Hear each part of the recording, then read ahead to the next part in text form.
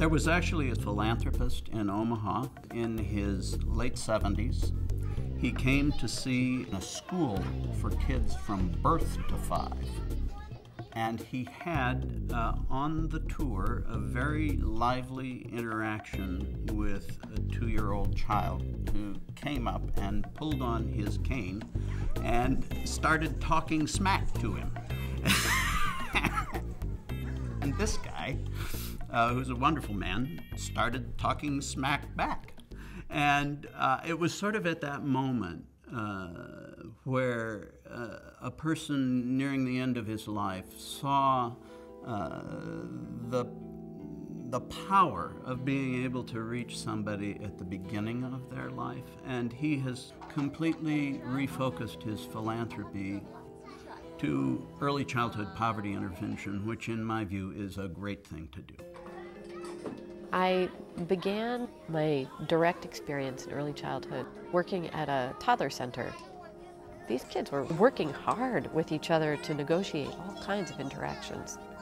And it was profound what a struggle it was for them. And you look at that and you think, wow, this is really fundamental to their well-being. Their ability to have sort of a supportive environment to help manage getting into this world of the world. I watched a kindergarten class, and there was one child in the front of the room, and she was leading this discussion, which was a self-assessment of how they had done that day. And she said, "So what was your level of learning in the science center?" Some kids would stand up straight, and others would sort of kneel down.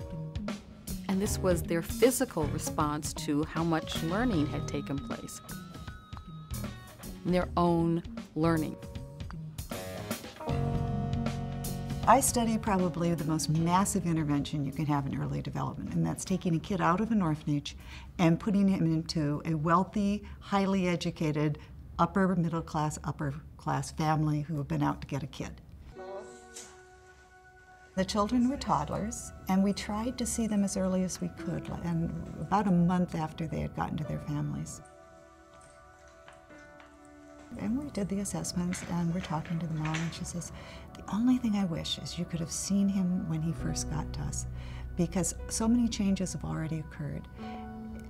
It was like, she said, a light came on in him.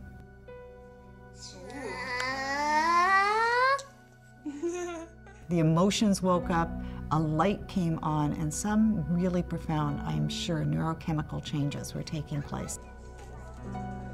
I remember seeing this guy was a judge, and he's looking at some of this research, and it's being presented in a very clear way, and he said, "This is amazing."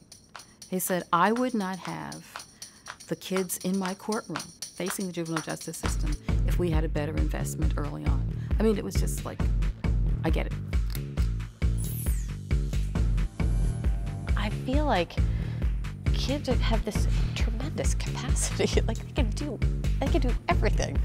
And if you support them to do it, they just amaze you.